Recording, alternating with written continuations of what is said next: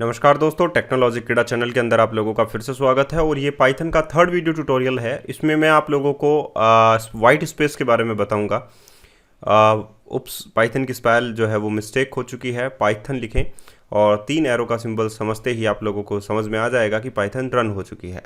White space indentation या हम लोग कहें वाइट स्पेस क्या होते हैं, क्यों लगाए जाते हैं।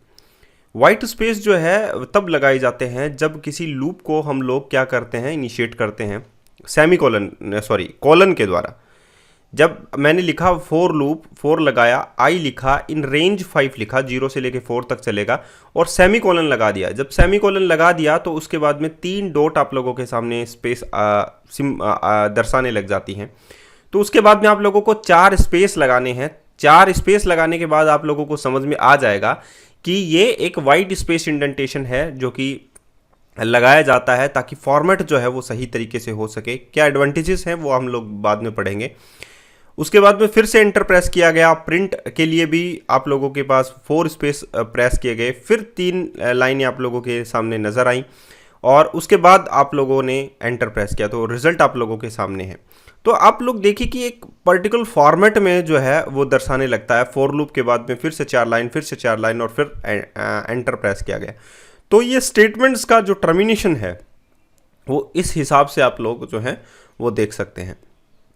तो जैसा कि मैंने कहा कि जब भी किसी भी स्टेटमेंट्स के बाद में कोलन लगे तो हम लोग समझते हैं कि वहाँ पर फॉर लूप जो है या किसी भी प्रकार का स्टेटमेंट जो है वो टर्मिनेट है। तो उसमें हम लोग वाइट स्पेस का इस्तेमाल करते हैं, सिग्निफिकेंट वाइट स्पेस, ताकि हम लोगों के लिए रिक्वायर्ड रीडेबल कोड हो सके, ध्यान से पढ़ा जा सके वो कोड जो कि हम लोगों ने लिखा है।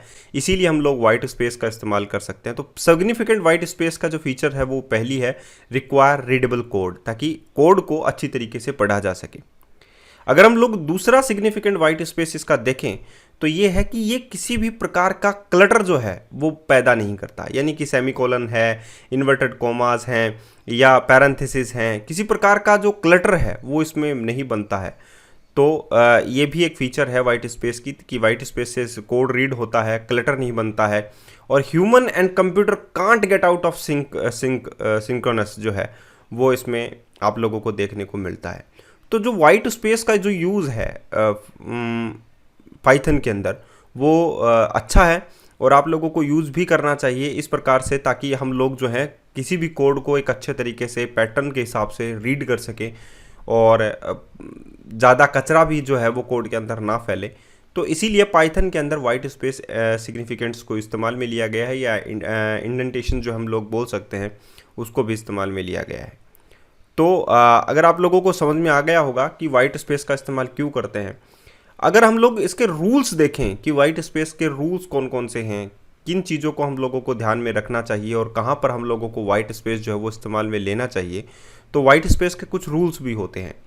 जैसे कि अभी हम लोग पढ़ेंगे कि वाइट स्पेस के कौन कौन से रूल्स होते हैं।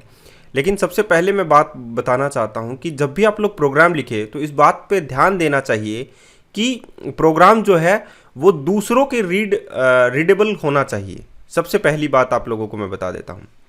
तो वाइट स्पेस के जो रूल्स हैं वो सबसे पहला है कि प्रीफर 4 स्पेसेस, 4 स्पेस ही इस्तेमाल में लें। जब मैंने फॉर लूप को कोलन से टर्मिनेट किया था, या हम लोग कहें कि स्टार्ट किया था, इनिशिएट किया था सॉरी, तो उसमें बाद में मैंने स्टेटमेंट्स लिखने के लिए 3 डॉट के बाद में 4 स्पेस ही इस्तेमाल में लिए हैं। तो 4 स्पेस ही आप लोगों को हमेशा इस्तेमाल में लेने हैं वाइट स्पेस इंडेंटेशंस के रूल्स के अकॉर्डिंग। दूसरा रूल अगर हम लोग देखें तो वो है never mix space and tabs. Tabs जो है और स्पेस को आप लोग जो है मिक्स नहीं करें, आप लोग टैब प्रेस नहीं करें, आप लोगों को स्पेस प्रेस करना है। 4 स्पेस आप लोगों को प्रेस करना है, टैब्स आप लोगों को वाइट स्पेस में इस्तेमाल में लेना नहीं है, तो इसीलिए इसको मिक्स आप लोगों को नहीं करना है। Be consistent on conjugative lines, यानी कि कंसिस्टेंट का मतलब होता है कि एक लाइन के बाद में अगर आप लोग दूसरी लाइन लिख रहे हैं तो कंसिस्टेंट होना चाहिए, यानी कि 4 स्पेस ही उसमें होना चाहिए और वो एकदम पर्टिकुलर कॉलम जो है वो उसके जस्ट नीचे आना चाहिए। तो कंसिस्टेंट ऑन कंजुगेटिव लाइन्स आई। Only deviate to improve readability. इससे क्या होता है कि जो रीडेबिलिटी की जो इम्प्रूव होती है, वो वाइट स्पेस से ज़्यादा अच्छी होती है। तो ये रूल्स हैं जो आप लोगों को ध्यान रखना है वाइट स्पेस का इस्तेमाल करने के लिए पाइथन के अंदर।